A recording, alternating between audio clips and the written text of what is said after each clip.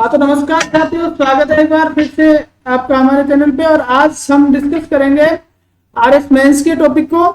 RS pre हो चुका है और आरएस प्री के अंदर जिन साथियों के 85 या 85 से प्लस मार्क्स बन रहे हैं वो निश्चित रूप से उनको अभी से जो है वो मेंस की तैयारी शुरू कर देनी चाहिए। आज हम इसकी शुरुआत कर रहे हैं इस परिचयात्मक कक्षा के साथ। देखिए, हम सबसे पहले शुरुआत करेंगे बिहेवियर से, क्योंकि जो छोटे छोटे टॉपिक हैं उनको बड़ी इजीली के साथ एक बार हमें क्लियर करना है।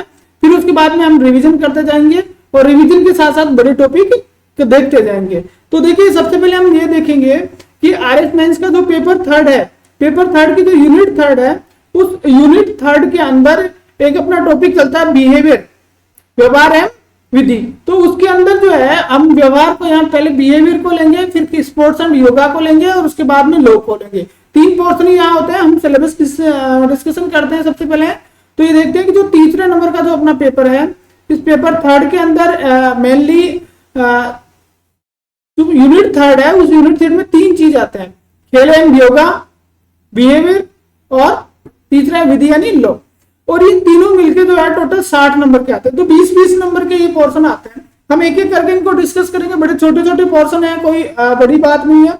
इजीली ये जो है हम आसानी से इनको डिस्कस कर लेंगे और फिर उसके बाद में हम ये चाहेंगे कि इनका जो है वो कंटिन्यूटी हम रिवीजन करते रहे। तो सबसे पहले हम डिस्कशन करते हैं। देखिए, हमें क्या क्या टॉपिक, मैं आपको एक बार फिर से स्पष्ट कर देता हूं कि हमें जो है वो कोई भी जो टॉपिक है ना उसको छोड़ना नहीं है। किसी भी टॉपिक को छोड़ना नहीं है, क्योंकि ये मेंस है और किसी टॉपिक को छोड़कर आप जो है वो मेंस क्लियर नहीं कर सकते। तो सबसे पहला टॉपिक है अपना बुद्धि। पहला है बुद्धि। अब यहाँ इन्होंने बुद्धि की अलग अलग 5 प्रकार बता दिए।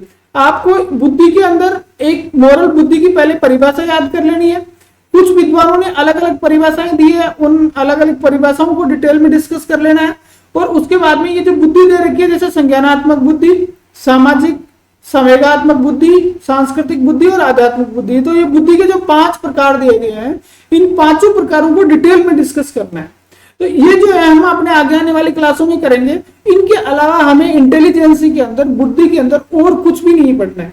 इसके अलावा पढ़ के अपना समय बर्बाद नहीं करें, क्योंकि जो आरएस एग्जाम का जो पैटर्न रहा है और जो सिलेबस आरपीएससी ने दिया है, उससे बाहर कुछ भी नहीं पूछा जाएगा। तो हमें इंटेलिजेंसी पढ़नी है, इंटेलिजेंसी की बेसिक समझ बनानी है और उसके बाद हमें जो 5 प्रकार की इंटेलिजेंसी हमें यहाँ पे दी गई है, सामाजिक है, संवेगात्मक है, सांस्कृतिक है, आध्यात्मिक है और संज्ञानात्मक।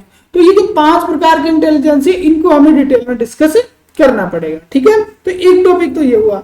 दूसरा टॉपिक अपना व्यक्तित्व, पर्सनैलिटी, जिसको हम अंग्रेजी में बोलते हैं। ठीक है, तो पर्सनैलिटी में पूरा अगर अपन डिस्कस करना चाहिए तो बहुत बड़ा टॉपिक है, लेकिन यहाँ आरपीएससी ने डिफाइन कर दिया है कि आपको क्या क्या करना है। तो एक तो व्यक्तित्व निर्माण, पर्सनैलिटी का एक तो होता है शील गुण सिद्धांत।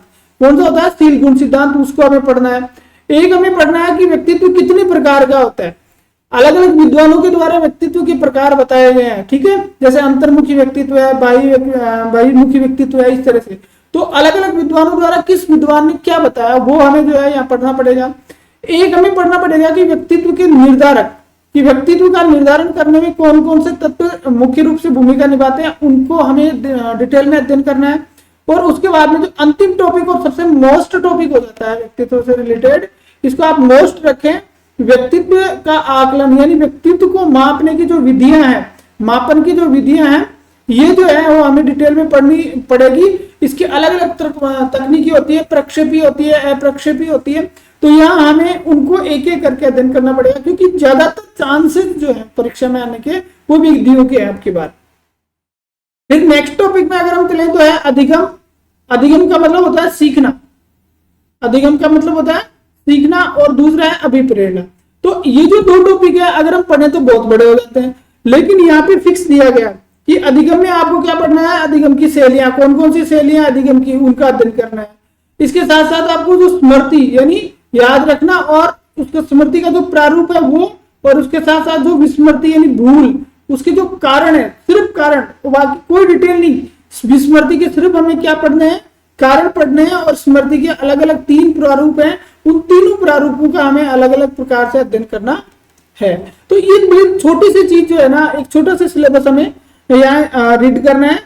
अब इसके साथ साथ अभिप्रेरणा का आकलन, वही जैसे व्यक्तित्व का आकलन करने के लिए विधियां थी, व्यक्तित्व का मापन करने की विधियां थी, उसी तरह से अभिप्रेरणा का जो मापन, मोटिवेशन का जो मापन है उसकी भी विधियां हैं, और उन विधियों को हमें एक एक करके यहाँ पे डिस्कस करना है। तो ये जो चीज हमें बताई गई ना, इसके अलावा हमें कुछ भी नहीं पढ़ना है। उसके बाद में अगला टॉपिक अपना आता है प्रतिबल एवं प्रबंधन। प्रतिबल का मतलब होता है तनाव, स्ट्रेस जिसको हम अंग्रेजी में बोलते हैं, ठीक है। तो तनाव को डिफाइन करना है, और उसके बाद साथ साथ व्यक्ति तनाव का मैनेजमेंट कैसे करता है, स्ट्रेस मैनेजमेंट कैसे करता है, तनाव प्रबंधन कैसे करता है, ये दोनों चीजें हमें अध्ययन करनी है। इसमें देखो प्रतिबल की प्रकृति, यानी तनाव जो है उसकी प्रकृति क्या है, तनाव की प्रकृति से संबंधित अध्ययन करना है। तनाव के प्रकार ज्ञात करने हैं, उनके स्रोत कौन कौन से होते हैं, तनाव के लक्षण कौन कौन से होते हैं, मनुष्य पे उसका प्रभाव क्या होता है, और सबसे पहले मेन जो चीज है वो स्ट्रेस मैनेजमेंट, प्रतिबल प्रबंधन, इसको हमें अध्ययन करना है। एक चीज देखिए इसमें यह है कि मानसिक स्वास्थ्य का प्रोत्साहन, एनसीईआरटी के अंदर स्पष्ट रूप से अलग से पोर्शन दिया हुआ है, एनसीईआरटी में हम इसको पढ़ सकते हैं कि मानसिक स्वास्थ्य का प्रोत्साहन। तो ये छोटा सा अपना जो टॉपिक है, अपना सा सिलेबस है, मात्र 4 टॉपिक इसके अंतर्गत है। कितने टॉपिक है? 4 टॉपिक है। अधिकतम ज्यादा से ज्यादा माने तो 8 क्लासें इसकी होंगी, 4 टॉपिक है, 8 क्लासें होंगी, और ये जो है वो 20 नंबर का आपका पूरा सिलेबस बनेगा। इस 20 नंबर को आप इजीली जो है वो प्राप्त कर सकते हो, गेन कर सकते हो, क्योंकि छोटे छोटे टॉपिकों को जोड़कर ही आपके जो मतलब एक बड़ी संख्या में एक जो मार्क्स हैं वो बनेंगे। तो यहाँ हम किसी चीज को यहाँ छोड़ नहीं सकते, तो शुरुआत हम इससे करेंगे। ये तो हो गया अपना सिलेबस। अब हमने सिलेबस डिस्कस कर लिया, अब हम यहाँ पे देखेंगे कि सिलेबस के साथ साथ हम ये देखेंगे कि आगे जो पिछली जो परीक्षाएं थी, उन पिछली परीक्षाओं में कौन कौन से किस किस टाइप के क्वेश्चन आए, तो उनके बारे में हम डिस्कस अभी यहाँ पे करेंगे। हाँ, तो हम जो है वो पिछले ईयर्स के जो क्वेश्चंस हैं उनको हम डिस्कस करते हैं यहाँ पे। सबसे पहले देखिए 2021 आरएस 2021 का जो पेपर है, आरएस में आपको देखिए मेन चीज क्या करनी पड़ेगी कि हमें प्रीवियस ईयर के जो क्वेश्चन पेपर है उनको विशेष तौर से यहाँ पे देखना पड़ेगा। तो प्रीवियस ईयर के क्वेश्चन पेपर में अगर हम देखें तो सबसे पहले जो पिछले साल यानी 2021 का ये पेपर अपने सामने है, आरएस 2021 में। तो देखिए इसमें जो पेपर का जो तरीका आता है, तो इसमें क्या होता है कि 15-15 शब्द के 15 शब्दों के और 2 अंकों के क्वेश्चन आते हैं। इन क्वेश्चनों की संख्या टोटल होती है 5 इंटू 2 बराबर 10 मार्क्स के क्वेश्चन ये आते हैं, जो 15 शब्दों के होते हैं, और 2 क्वेश्चन ऐसे आते हैं जो 5 मार्क्स के होते हैं, तो 10 ही हो गए। तो टोटल जो अपना होता है वो कितने नंबर का होता है? 20 नंबर का होता है। अपने को एक बार फिर से देखना है, 15 शब्दों के 2 अंक प्रत्येक क्वेश्चन के होंगे, 5 क्वेश्चन आएंगे जो इस तरह के क्वेश्चन होंगे, और इन जो क्वेश्चन है इनके बाद जो टोटल होगा 10 नंबर के, और 10 नंबर के आएंगे ये, तो इनका जो है वो 50 शब्द वाले होंगे। ये कितने शब्द वाले होंगे? 50 शब्द के होंगे। तो आपको टोटल 7 क्वेश्चन इसमें मिलेंगे। कितने क्वेश्चन मिलेंगे? 7 क्वेश्चन इस पोर्शन में मिलेंगे। बिहेवियर वाले की मैं बात कर रहा हूँ, अलग अलग में अलग अलग होता है।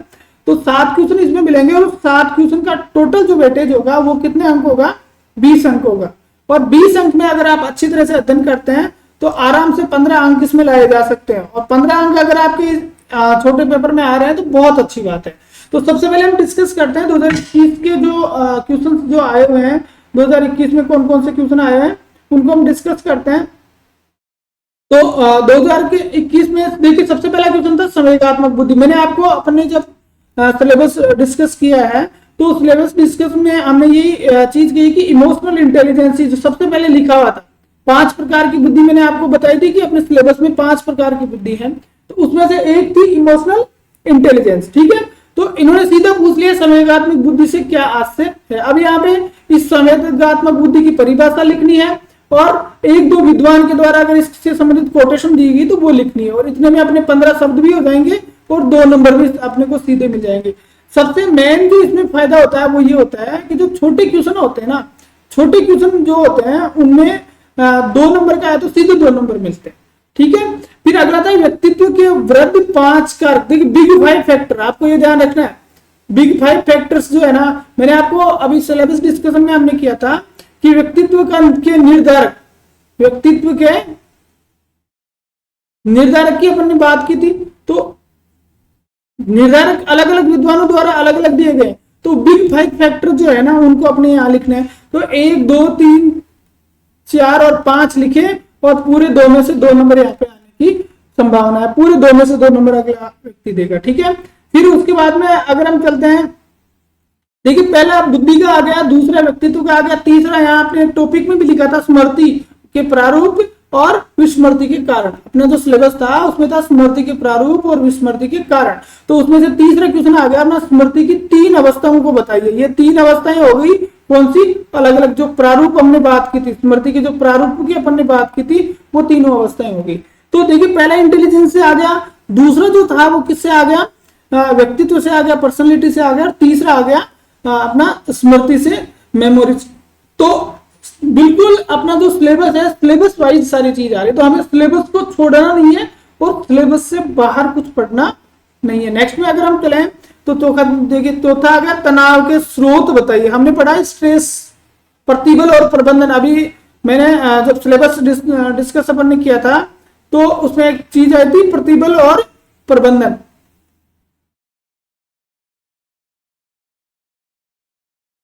प्रतिबल और प्रबंधन, प्रतिबल यानी स्ट्रेस या तनाव जिसको हम कहते हैं। तो चौथा टॉपिक सीधा आ गया तनाव के स्रोत। अपने सिलेबस में स्पष्ट रूप से लिखा है कि प्रारूप बताइए, स्रोत बताइए, प्रकार बताइए। तो कौन कौन सी ऐसी चीजें हैं जो तनाव पैदा करती है। अब हमको यहाँ पे क्या करना है, यहाँ पे अपने को 5 जो है ना तनाव के स्रोत लिख देने हैं, और 5 स्रोत लिखते सीधे नंबर कितने आ जाएंगे, 2 नंबर आ जाएंगे।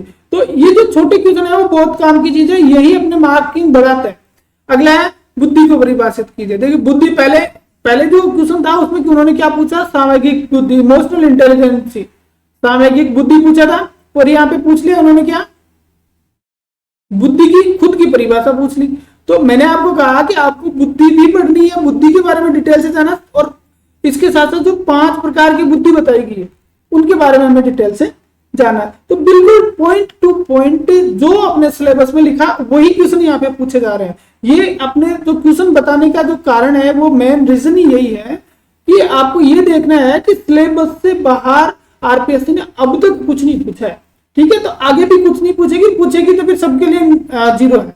आगे अगर हम चलते हैं, अब ये हो गए 5 क्वेश्चन, अब 50 शब्द वाले हो गए। मैंने आपको बताया 50 शब्द के क्वेश्चन आएंगे जिनकी अंक जो है वो कितने होंगे, 5 होंगे, और इनकी जो संख्या है वो कितनी होगी, 2 होगी। तो टोटल इनके जो मार्किंग है 2 संख्या है, तो 2 × 5 बराबर कितने हो गए, 10 हो गए। देखिए व्यक्तित्व के प्रमुख प्रक्षेपीय मापों का वर्णन कीजिए। अब देखिए मैंने आपको बताया था कि व्यक्तित्व मापन की विधियां, अभी हमने सिलेबस में डिस्कस किया था व्यक्तित्व मापन की विधियां। तो व्यक्तित्व मापन की जो 2 प्रकार की विधियां होती हैं, एक होती है प्रक्षेपी तकनीकी, प्रक्षेपी विधि, और एक होती है अप्रक्षेपी। तो यह इन्होंने कहा कि प्रक्षेपी तकनीकी कौन कौन सी होती है, तो वो 5-6 जो तकनीकियां होती है उनको लिखना है 1 2 3 4 5 करके अपने को पॉइंट फॉर्मेट में लिखना है। और पॉइंट फॉर्मेट में लिखने के बाद हमें क्या करना है कि उनके बारे में थोड़ी सी जानकारी यहाँ पे लिख देनी, क्योंकि 5 विधियां हैं तो 5 विधियों को लिखोगे तो 50 शब्द इजीली हो जाते हैं। तो थोड़ी सी विधि लिखनी है, उस विधि का नाम लिखना है मोटे अक्षरों में हेडिंग लगा के, और उसके बाद में थोड़ी सी उसके बारे में डिटेल लिख देनी है। पर अगर आप ये करते हो, संपूर्ण लिखते हो, तो सीधे जो है यहाँ पे आपको जो है वो 4 नंबर 4 4.5 नंबर जो है वो आसानी से मिल सकते हैं। और फिर अगला देखेंगे अपन, अगला देखिए, अगला क्वेश्चन आपका आ गया तनाव प्रबंधन की युक्तियां बताइए। मैंने आपको कहा था सिलेबस से बाहर कुछ नहीं जाएगा। यहाँ इन्होंने किस चीज की बात कर दी, स्ट्रेस मैनेजमेंट की, कि कौन कौन सी तरीके हैं, कौन कौन सी युक्तियां हैं जिनके माध्यम से स्ट्रेस मैनेजमेंट किया जाता है। टेबल फॉर्मेट में आपको 1 2 3 4 लगा के लिखना है। यहाँ पहले थोड़ा सा तनाव को जो है थोड़ा सा एक लाइन में डिस्कस कर देंगे, तनाव के बारे में लिखेंगे, और उसके बाद में उसकी विधियां, स्ट्रेस मैनेजमेंट की विधियां लिखेंगे।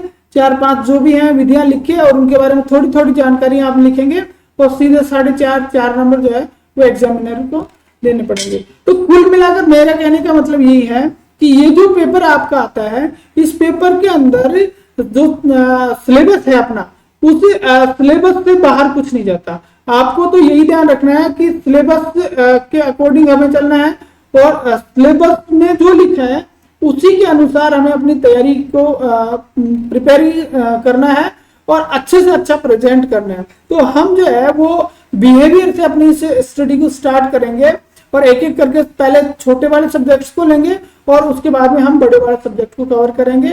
आप सभी से हमारा रिक्वेस्ट है कि अगर आप नए हैं और गंभीर होकर आप अगर आरएस की तैयारी करना चाहते हैं तो आप जो है हमारे चैनल को सब्सक्राइब कर लें, अपने साथियों के साथ शेयर भी करते हैं। हम जो है बहुत जल्दी इसकी शुरुआत करेंगे और इससे रिलेटेड जो नोट्स होंगे वो आपको हमारे टेलीग्राम चैनल पे मिल जाएंगे, तो वहां से आप उनको डाउनलोड करके प्रिंट भी ले सकते हो। धन्यवाद।